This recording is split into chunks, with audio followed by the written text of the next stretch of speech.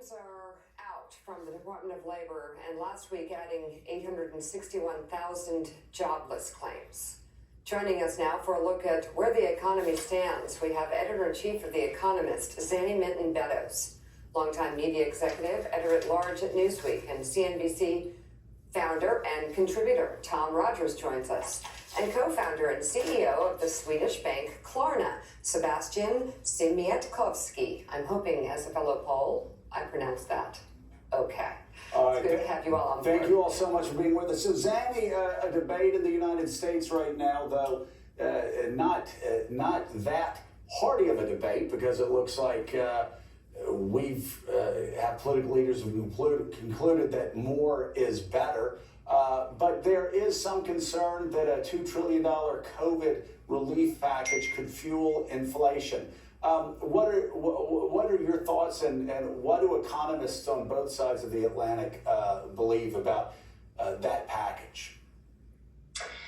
So I think you're right that this is basically a debate in the US right now. The Europeans have no risk of inflation anytime soon, but in the US there clearly is a debate, and I think the point is that there has been a huge amount of stimulus already in the US economy, and adding 1.9 trillion has worried some Democrat economists, many Republican economists, that it is a huge amount of stimulus to add to an economy that, once it puts COVID behind us, is going to be accelerating pretty rapidly. The question of how much of inflation risk there is right now, inflation is still pretty low. Inflation expectations are rising slightly. I think it's unlikely to be catastrophic anytime soon, but there are a few things to keep you worried. One is that you have a Fed that is determined to stay loose for longer. You have an enormous amount of stimulus, and you have financial markets that are predicated on inflation being low and interest rates being near zero for a very long time. If any of that shifts, you could see a very big change in financial markets. You could see a big shakeup pretty quickly. So I'm not sitting on the edge of my chair worried, but I do think there is a bigger risk than many people think. And perhaps most important, if you're going to spend that much money, spend it, I think, on things like public infrastructure investment, the green agenda, all the big things that need to happen that the Biden administration wants to do later on. But if it's already had this huge stimulus program, there may be even less appetite to do that further down. So I think it's more a political question than it is an economic one right now. I couldn't agree more, and those Democratic economists I speak to who are concerned about this believe that it's a $2 trillion political statement that's being made rather than a cogent economic package and program, that it's not targeted enough. And Tom Rogers, I know that right now the pressure in Washington, D.C. is to do as much as possible, but you even have people like Larry Summers, who has not rang the alarm about inflation in the past, suddenly saying he's concerned about inflationary pressures, also concerned, of course, about something I've been worried about for quarter of a century, that is that we're piling too much federal debt on top of 23, 24, $25 trillion worth of federal debt that we already have sitting there. Well, that's absolutely true, Joe, and there are those concerns that are emerging, but the prevalent view, because the Fed does not seem to be very concerned about inflation, is that it's not a near-term worry. And you look at the business community, you look at the stock market, and they seem to want a big stimulus coupled with accommodative interest rates.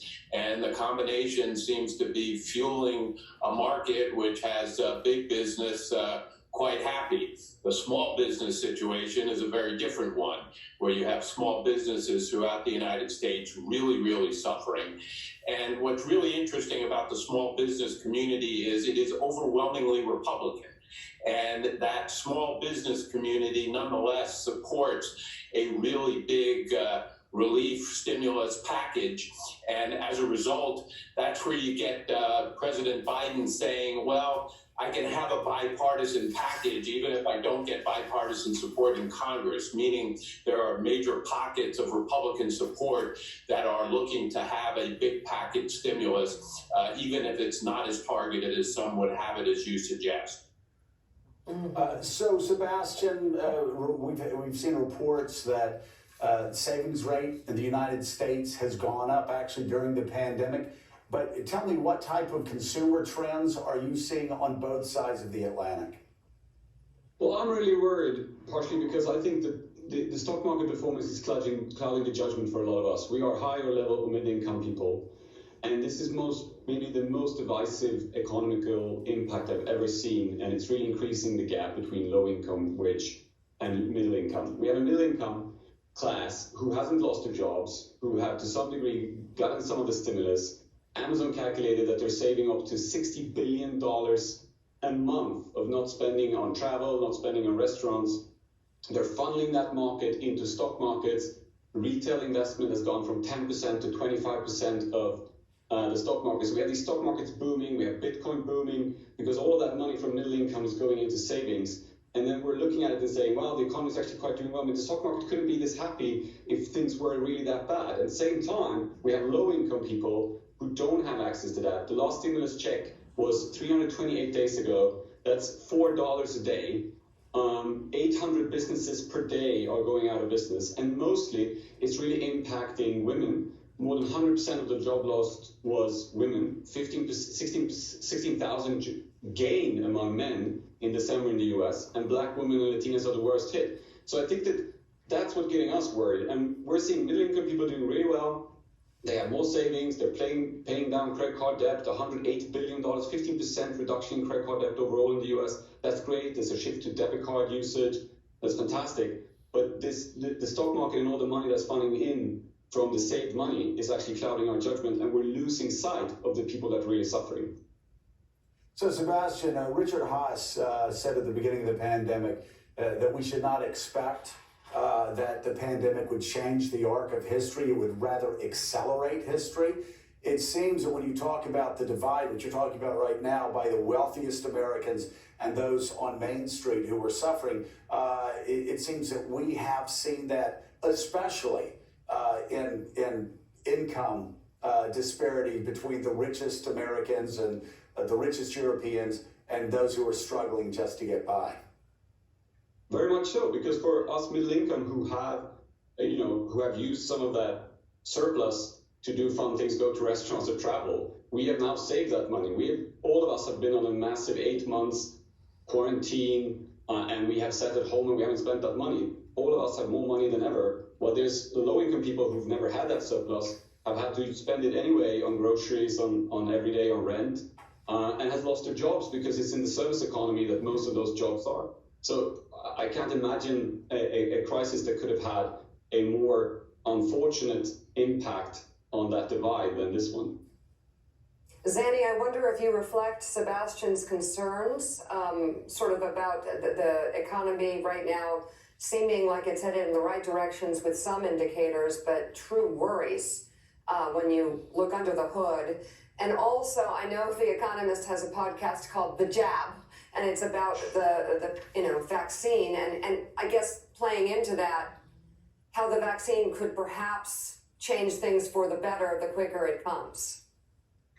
So I think Sebastian's absolutely right. I think this pandemic has not only shone a spotlight on existing inequalities, it's made them much worse. And clearly, people at the lower end of the skill ladder, at the lower end of the income ladder have been hurt much, much, much more than those higher up, which is why I think it's really important that stimulus packages are targeted on the people that need them most, and that we're not spraying money willy-nilly across people who don't need them.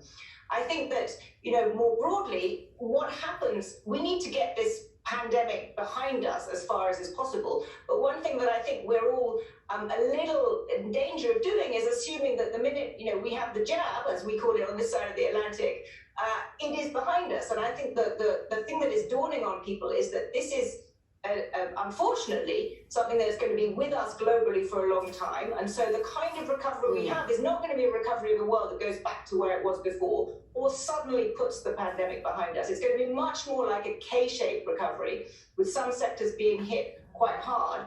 Those are the ones that need to be helped most. People at the bottom need to be helped most. And that's what I'm worried about is not happening. Although many parts of the Biden plan, just to be clear, are targeted on people who need the help most. But that's really where we should focus things. So, Tom, let's finish with your latest in Newsweek. The funding of false facts advertising money is fueling conspiracy theories. We talked earlier this morning about how the former president was able to go on networks and spread the big lie that led, of course, to the insurrection and the beatings of cops with flags and insurrection against the United States of America, and they never corrected it. Well, Joe, if I told you that AT&T and Disney and Walmart were sponsoring internet sites that provide all kinds of misinformation about the big lie that you just mentioned, or about COVID-19, as we were just talking about, you'd say, what? And if I said, well, Pfizer is actually sponsoring sites which talk about the pandemic having been planned by Bill Gates, or if I told you actually that the CDC was sponsoring sites which talk about how wearing a mask is a way to increase your risk of getting COVID-19, or if I told you there were 1,000 brands out there that were sponsoring sites about how Dr. Fauci is going to make millions off the pandemic, you'd say that's crazy. That's not possible. Well, it is possible, and it's happening thanks to Patricia Duff, who co-wrote this column with me, the CEO of The Common Good, who jumped all over this issue based on a report by NewsGuard, which is a news rating company run by media maven Steve Brill and the former Wall Street Journal publisher Gordon Krovitz.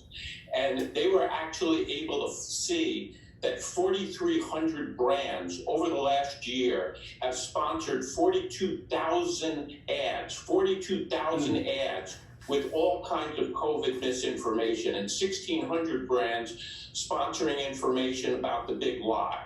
And the reason this is happening is because of a new phenomena in media advertising called programmatic advertising, which is a way that algorithms match data about audiences with ads from sponsors on the fly. Great, efficient, immediate way to connect an audience with an ad. But we have these ads going on out there, and these brands are not aware of where their ads are showing up. And they are showing up in some of the darkest, worst, most horrible sources of misinformation about the big lie and COVID-19. And this is something that is the financial underpinning of some of the worst misinformation out there. Obviously misinformation that led to deaths and led to an insurrection against the United States government. All right, Tom Rogers, Zanny Minton-Beddoes, and Sebastian Siemiatkowski, thank you so much for being on this morning. We really appreciate it.